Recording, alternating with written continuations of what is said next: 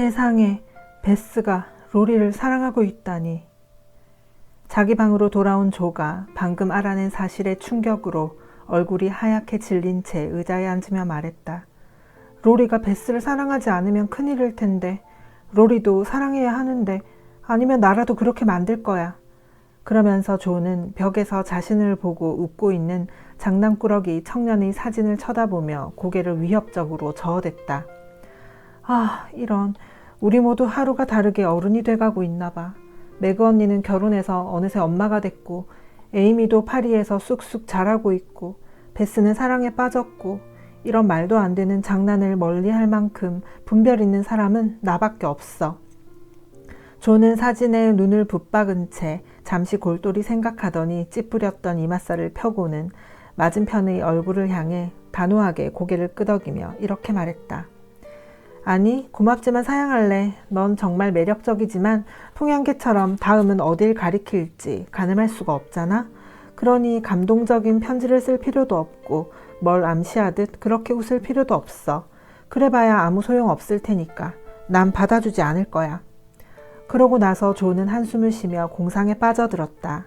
그러다 이른 땅거미가 내릴 때쯤 새로운 점들이 하나 둘 눈에 띄면서 의혹은 확신으로 굳어졌다.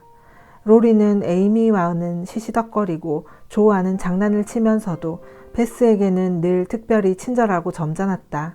하지만 로리는 모두에게 그랬다. 그래서 로리가 베스를 다른 사람보다 더 좋아한다고 생각하는 사람은 아무도 없었다. 오히려 식구들 사이에서는 요즘 들어 우리 로리가 조를 부쩍 더 좋아하고 있다는 분위기가 대세를 이루었다. 하지만 정작 당사자는 그런 얘기가 나오면 한마디도 들으려 하지 않았고 누가 아는 채라도 할라치면 버럭 화를 내며 나무라기 일쑤였다. 식구들이 지난 한 해의 다양한 우여곡절, 아니 정확히 말하면 아예 싹부터 싹둑 잘린 이런저런 시도들을 알았더라면 바로 그럴 줄 알았다며 내가 뭘 했어? 라고 말했을 것이다. 그러나 조는 이른바 연애라면 질색했고 받아들이지도 않았다. 그리고 그럴 기미가 조금만 보여도 위험 신호로 간주하고 농담이나 미소로 상황을 모면했다. 처음 대학에 들어갔을 때만 해도 로리는 한 달에 한 번꼴로 사랑에 빠졌다. 하지만 그런 소소한 불꽃은 확 타올랐다가 금세 사그라들었고 딱히 잃었다 할 피해도 끼치지 않았다. 조는 매주 만날 때마다 로리가 털어놓는 희망과 절망, 체념이 엇갈리는 이야기가 그저 재미있어 열심히 귀 기울였다. 그러다 로리는 수많은 성지순례를 그만두고 어두운 얼굴로 한 사람에게만 빠져 지내고 있음을 암시하며 잊을만 하면 바이런식의 우울한 감성에 푹 빠져 지내기 시작했다. 그러더니 갑자기 연애 이야기는 뚝 끊고 조에게 철학적인 내용의 편지를 보내나 싶더니 학구파로 돌변해 영광의 광희 속에서 졸업할 의지를 불태우며 책을 들이파겠다고 선언하기에 이르렀다. 우리의 아가씨에게는 이 편이 석양 아래에서의 고백이나 다정한 손길, 의미심장한 눈빛보다 더 구미가 당겼다. 감성보다 지성이 먼저 발달한 조는 현실 속의 인물보다 상상 속의 영웅들을 더 좋아했다. 상상 속의 영웅들은 실증이 나면 다락방의 깡통 부엌 속에 처박아 두었다가 내킬 때 꺼내도 되지만 현실 속의 남자들은 마음대로 다루기가 쉽지 않았기 때문이다. 이런 상황에서 엄청난 사실이 드러나자 그날 밤 조는 이제까지와는 전혀 다른 눈으로 로리를 유심히 관찰했다. 머릿속에 새로운 생각이 떠오르지 않았다면 베스는 매우 조용하고 로리 또한 베스에게 매우 친절하다는 사실에서 평소와 다른 점을 전혀 눈치채지 못했을 것이다. 하지만 조의 풍부한 상상력은 고삐 풀린 말처럼 달려나가기 시작했고 상식은 오랫동안 사랑 이야기를 쓰느라 무뎌져서 아무런 도움이 되지 못했다. 베스는 평소처럼 소파에 누워 있었고 로리는 근처의 낮은 의자에 앉아 온갖 잡다한 이야기로 베스를 즐겁게 해주고 있었다. 베스가 매주 있는 이 나들이에 많이 의지했던 만큼 로리가 그런 베스를 실망시킨 적은 한 번도 없었다. 하지만 그날 저녁 조가 보기에는 로리의 활기 넘치는 구릿빛 얼굴에 머무는 베스의 시선에 특별한 기쁨이 담겨 있는 것 같았다. 그뿐만이 아니었다. 하다못해 베스는 팽팽했던 크리켓 시합 이야기에까지 관심을 보이는 듯했다. 아마 그렇게 마음을 정하고 봐서 그런지 로리의 태도도 한층 더 다정한 것 같았다. 로리는 이따금씩 목소리를 낮췄고 평소와 달리 잘 웃지도 않았으며 약간 멍해 보였고 그런 가운데서도 정말 다정해 보이는 손길로 부지런히 베스의 발에 쇼를 덮어주었다. 별일이 다 일어난다지만 누가 짐작이나 했겠어? 조는 방안을 이리저리 서성이며 생각했다. 베스는 로리에게 천사처럼 잘해줄 거고 로리는 베스의 삶을 기쁘고 편안하고 즐겁게 만들어주겠지? 그러려면 물론 둘이 서로 사랑해야겠지만 로리는 베스를 사랑하지 않고는 못 베길 거야. 분명히 그렇게 될 거야. 다른 사람들이 중간에서 방해만 하지 않는다면. 하지만 방해가 되는 사람은 자기 자신뿐이었기 때문에 조는 갑자기 자기가 없어져야 한다는 생각이 들기 시작했다. 하지만 어디로 가야 한단 말인가.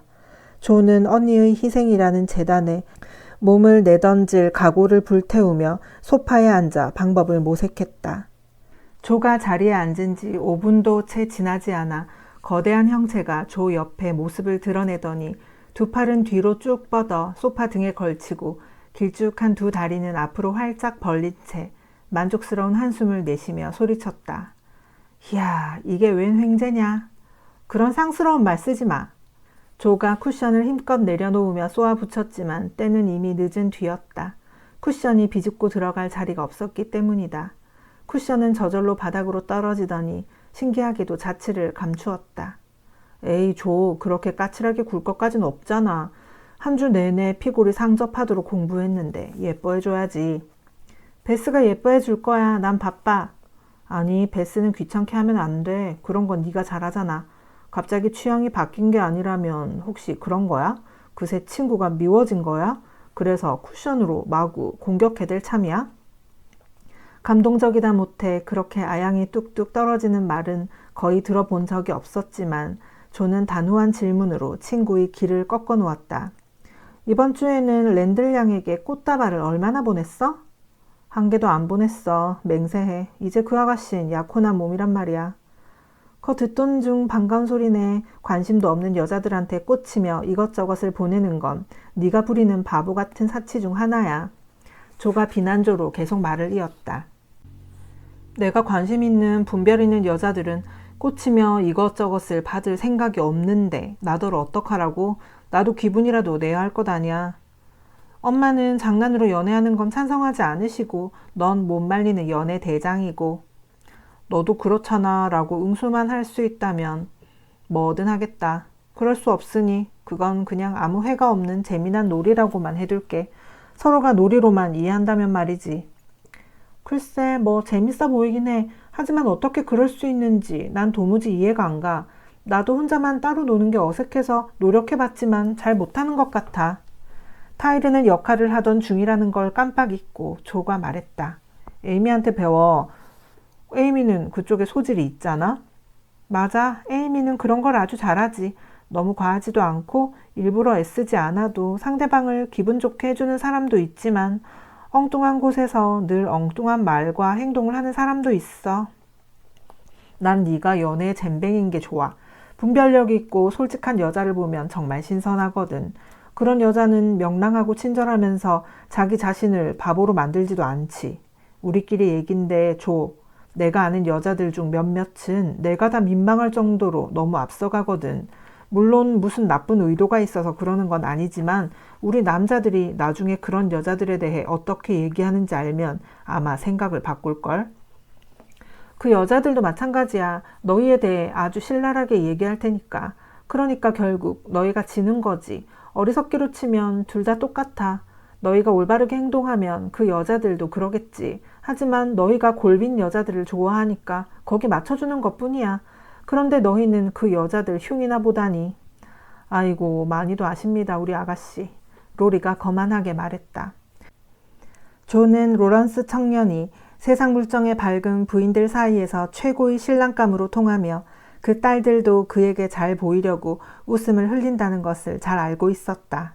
사실 로리는 수탉처럼 우쭐대고도 남을 만큼 나이 불문하고 모든 여자들 사이에서 인기가 매우 높았다. 그래서 행여 인생을 탕진하기라도 할까봐 걱정하며 다소 질투 어린 눈으로 지켜보던 차에 로리가 여전히 참한 아가씨들을 높이 사고 있다는 사실을 알게 되자 조는 무척 기뻤다. 하지만 내색은 하지 않고 갑자기 목소리를 낮게 깔며 다시 훈계하는 말투로 돌아갔다. 있잖아 테디. 정 기분이라도 내야겠다면 네가 존중하는 그 예쁘고 참한 여자들 중 한 명에게 헌신해봐. 괜히 멍청한 여자들에게 시간 낭비하지 말고. 내가 정말 그러길 바라? 그러면서 로리는 걱정과 즐거움이 뒤섞인 기묘한 표정으로 조를 바라봤다. 당연하지. 하지만 대학을 마칠 때까지는 기다리면서 몸과 마음을 준비하는 게 좋지 않을까? 넌 아직 반도 못 미치니까. 누가 됐든 그 참한 아가씨에 비하면 말이지. 조가 어떤 이름이 튀어나올 뻔한 걸 간신히 수습하고는 역시 기묘한 표정을 지어 보였다. 그렇긴 하지. 로리가 평소 같지 않게 겸손한 표정을 지으며 눈을 내리깔더니 멍하니 조의 앞치마 술을 손가락에 돌돌 말며 순순히 인정했다. 회고, 이래서 될 일이 아닌데. 조는 이렇게 생각하며 덧붙였다. 가서 노래 좀 불러줘. 음악이 무지 듣고 싶은데 난 언제 들어도 네 목소리가 좋거든. 고맙지만 그냥 여기 있을게. 에이 안 돼. 자리가 없잖아. 가서 뭐라도 좀 해봐. 넌 장식품으로 삼기엔 너무 크단 말이야. 여자 앞치마 끈이나 붙들고 늘어지는 건 싫다며. 조가 언젠가 로리가 했던 말을 인용하며 쏘아붙였다. 아 그거야 누구 앞치마인가에 따라 다르지. 그러면서 로리는 겁도 없이 술을 확 잡아당겼다. 계속 이럴 거야? 조가 쿠션을 집으려고 몸을 날리며 다그쳤다. 다음 날 조는 며칠 동안 고심하며 세운 계획을 어머니에게 털어놓았다. 저번에 제 소원이 뭐냐고 물으셨잖아요. 그중 한 가지를 말씀드릴게요, 엄마. 기분 전환 삼아 올겨울에 어디로든 떠나고 싶어요. 새로운 걸 접해보고 싶어요. 지금보다 더 많은 걸 보고 경험하고 배우고 싶어 미치겠어요. 지금은 눈앞의 사소한 일들에 매달려 지나치게 안달하는 것 같아요. 정신이 번쩍 드는 자극이 필요해요. 그래서 올 겨울에는 둥지 밖으로 살짝 나가 날갯짓을 해보려고요. 둥지를 나가 어디로 가려고? 뉴욕이요. 어제 좋은 생각이 떠올랐는데 바로 이거다 싶었어요. 왜 커크 아줌마가 편지로 엄마한테 자기 아이들에게 공부도 가르치고 바느질도 할 괜찮은 아가씨를 찾는다고 말했잖아요. 제게 딱 맞는 일이라고 하긴 어렵지만 노력하면 그럭저럭 해낼 수 있을 것 같아요. 세상에 어떻게 그 큰 하숙집에 일하러 갈 생각을 다 한 거니? 마치 부인은 깜짝 놀란 것 같았지만 못마땅해 하는 기색은 없었다. 꼭 일하러 가는 건 아니에요. 커크 아줌마는 엄마 친구잖아요. 그렇게 마음씨 착한 분도 없죠. 그러니까 지내기에 나쁘지 않을 거예요. 그리고 변화가 생기니까 더 잘 된 거죠. 거기선 글 쓸 시간이 많지 않겠지만 허접한 제 글의 소재는 많이 얻어 돌아올 수 있겠죠. 그럴 것 같기도 하다만 갑자기 이런 생각을 하게 된 이유가 정말 그것뿐이니? 조는 얼굴을 들었다가 다시 숙인 뒤 갑자기 뺨을 붉히며 천천히 입을 열었다. 이렇게 말하는 게 순전히 착각이고 잘못일 수도 있겠지만 아무래도 로리가 절 너무 좋아하는 것 같아요. 그럼 넌 로리가 널 좋아하는 식으로는 로리를 좋아하지 않는다는 거니? 로리는 널 좋아하기 시작한 게 분명한 것 같던데? 마치 부인이 걱정스러운 얼굴로 물었다. 맙소사, 아니요. 전 이제까지 늘 그랬던 것처럼 로리를 사랑해요. 그리고 로리를 자랑스러워하고요. 하지만 그 이상은 절대 아니에요. 정말이에요. 다행이구나, 조. 왜요, 엄마?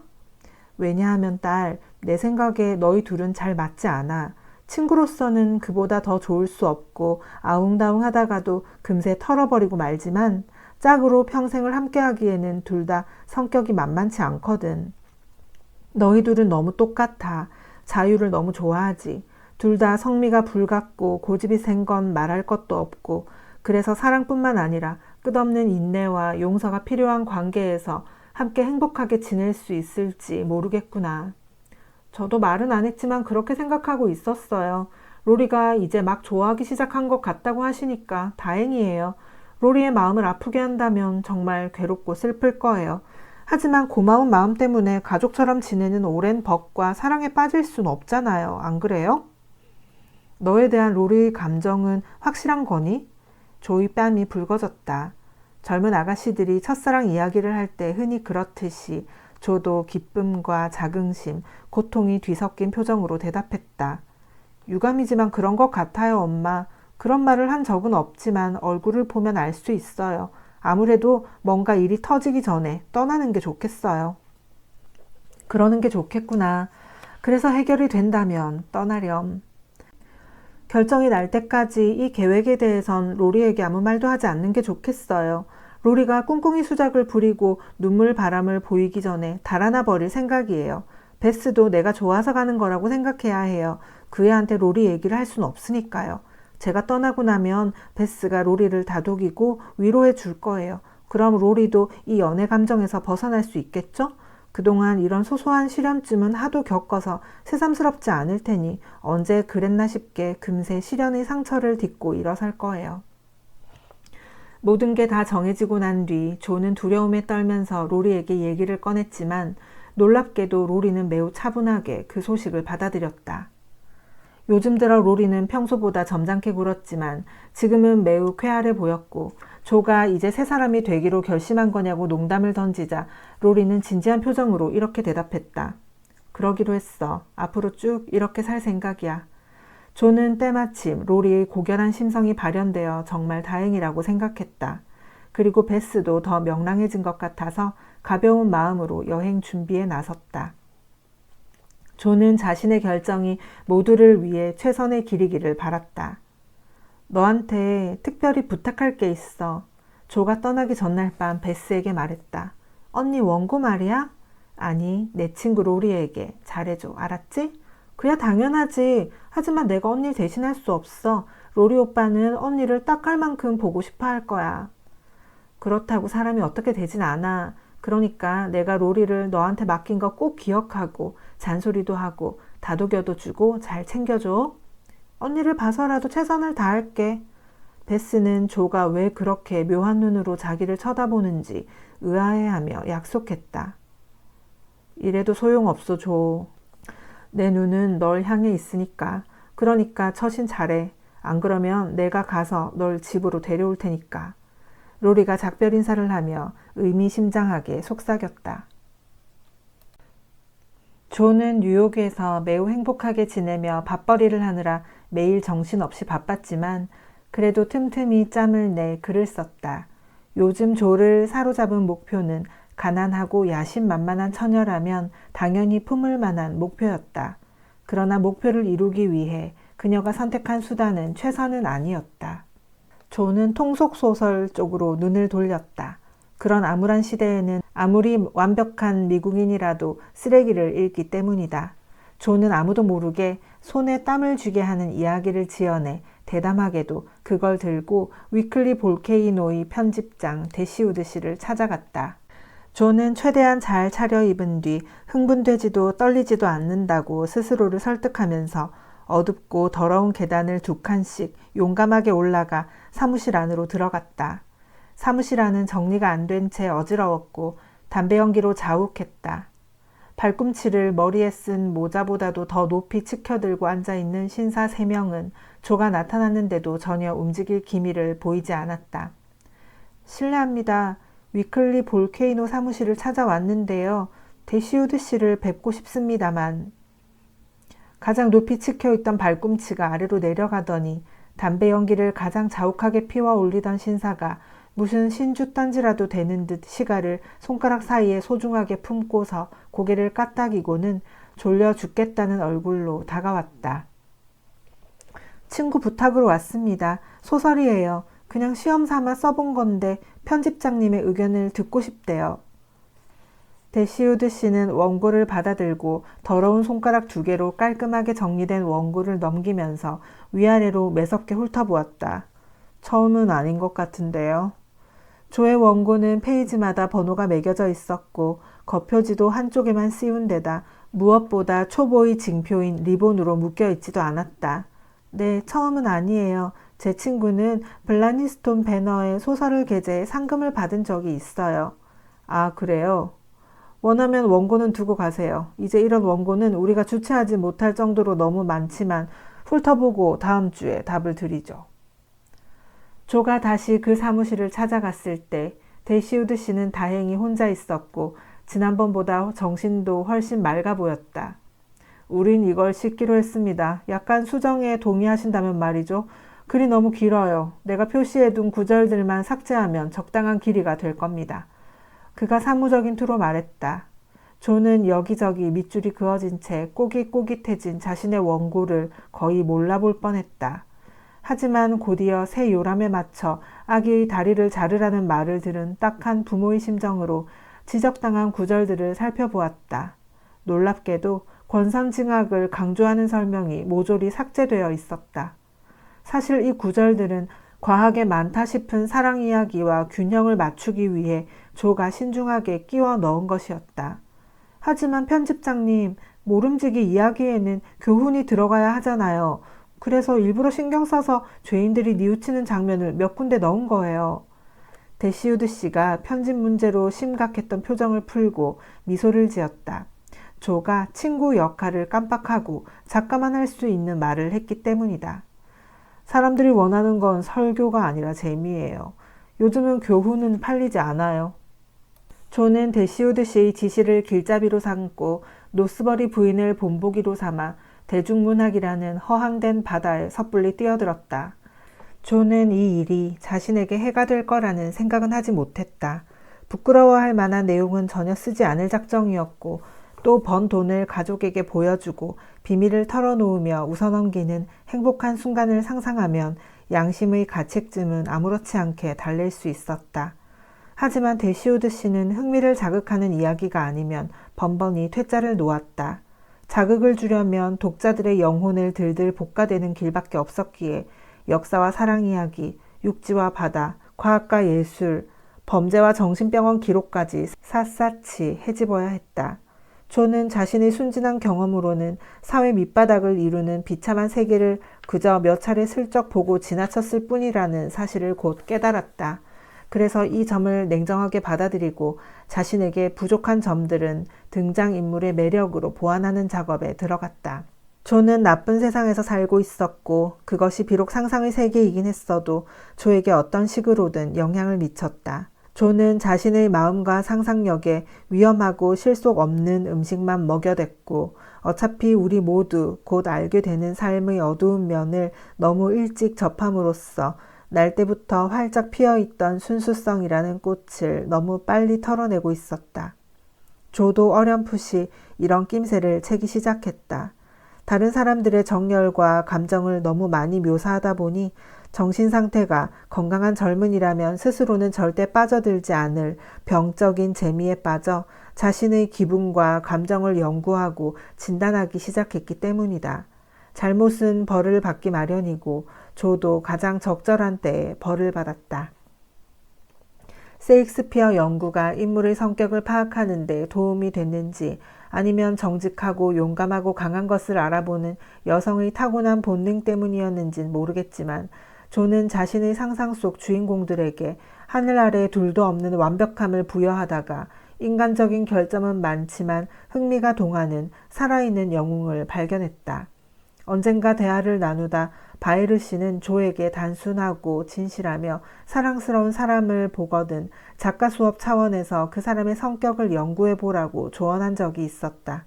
조는 그의 말을 받아들여 냉정한 눈으로 주변을 둘러보다 곧 바이르 씨를 연구하기 시작했다.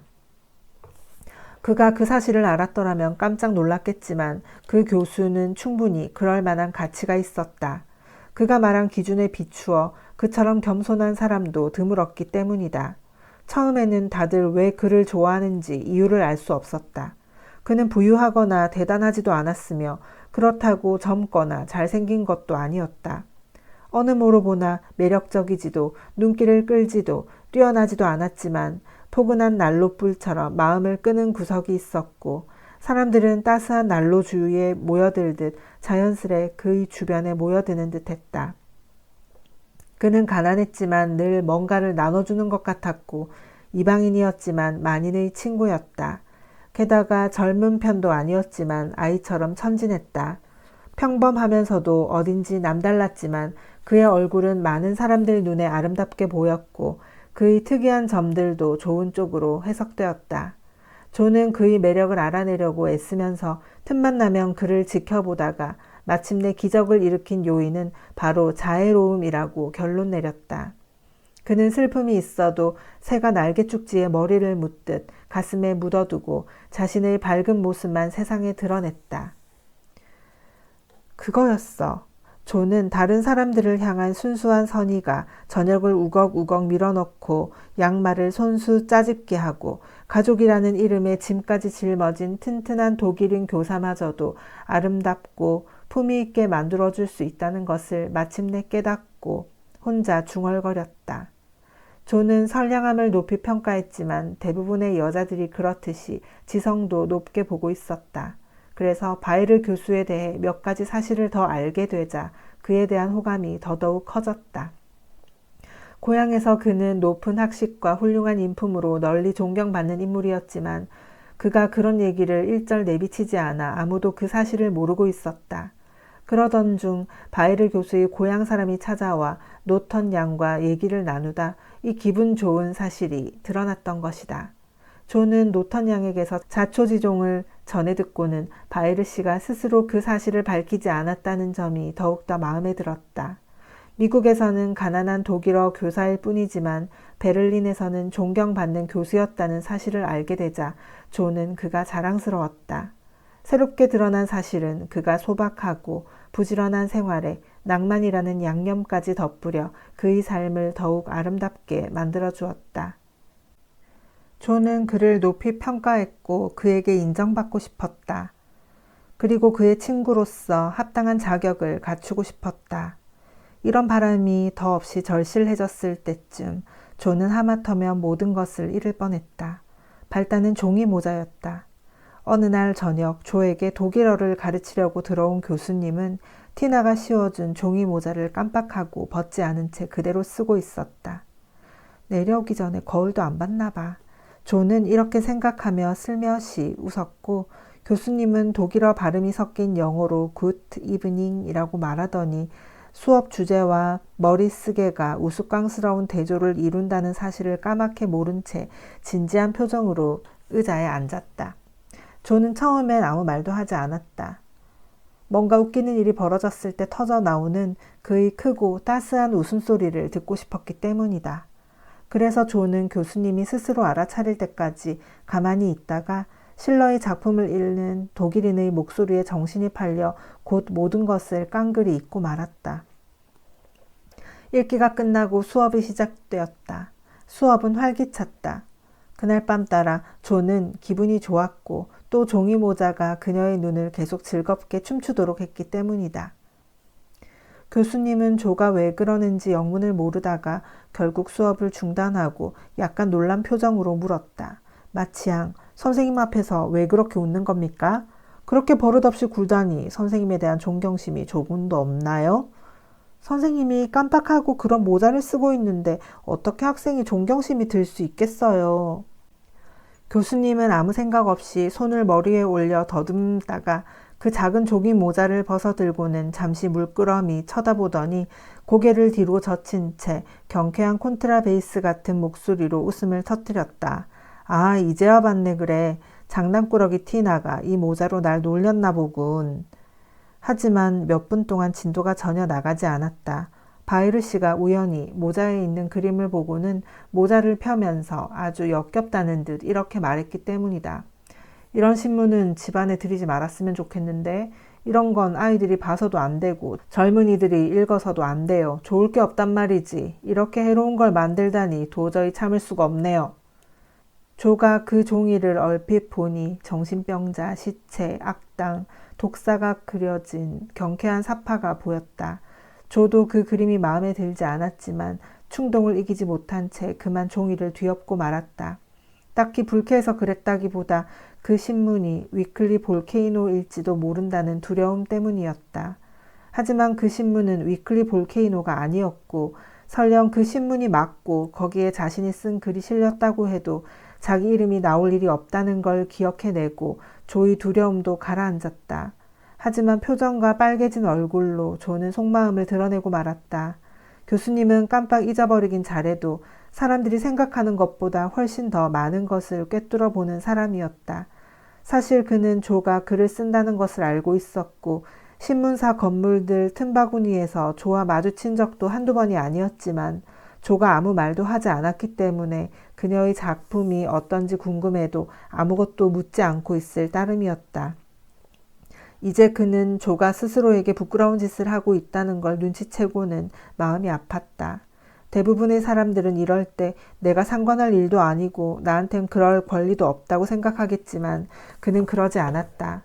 그러기는커녕 오히려 조가 어머니의 사랑과 아버지의 보호로부터 멀리 떨어진 어리고 가난한 아가씨라는 점을 떠올리고는 무릉덩이에 빠진 아기를 보면 자기도 모르게 얼른 손을 내밀어 구해주듯 그녀를 도와줘야겠다는 마음뿐이었다.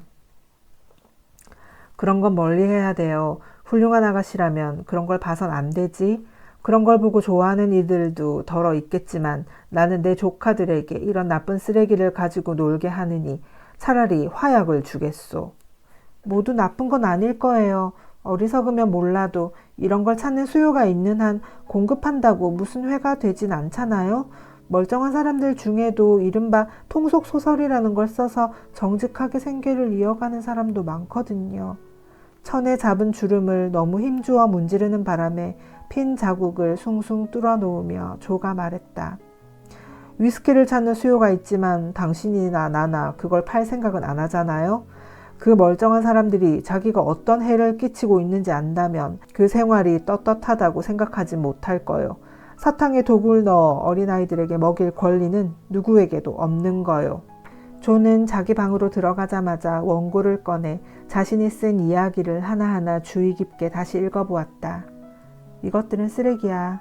이대로 계속 간다면 쓰레기보다도 못한 글이 나오겠지. 이야기가 매번 먼저 번 것보다 더 자극적이야. 나는 돈 때문에 나 자신과 다른 사람들에게 상처를 주면서 무턱대고 달려왔어.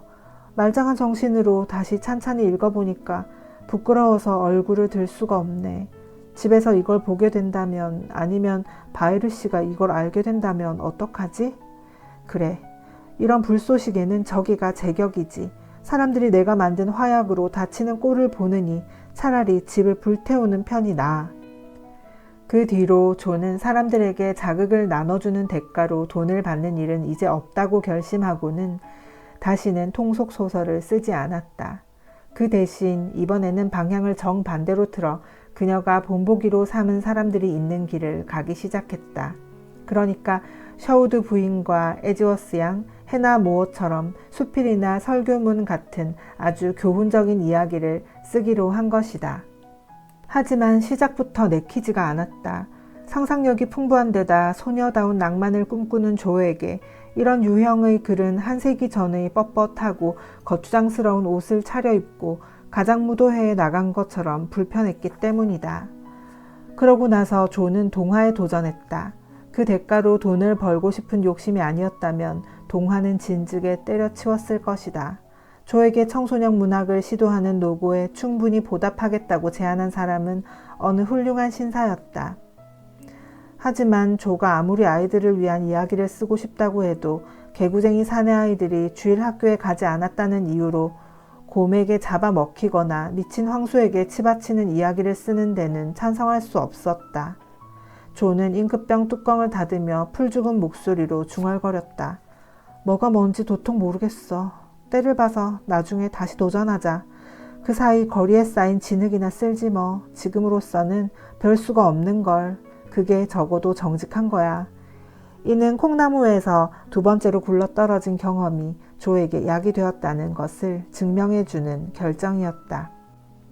유쾌하면서도 긴 겨울이었다. 조는 6월이 되어서야 커크 부인의 집에서 나왔다. 막상 그때가 되자 다들 아쉬워했다.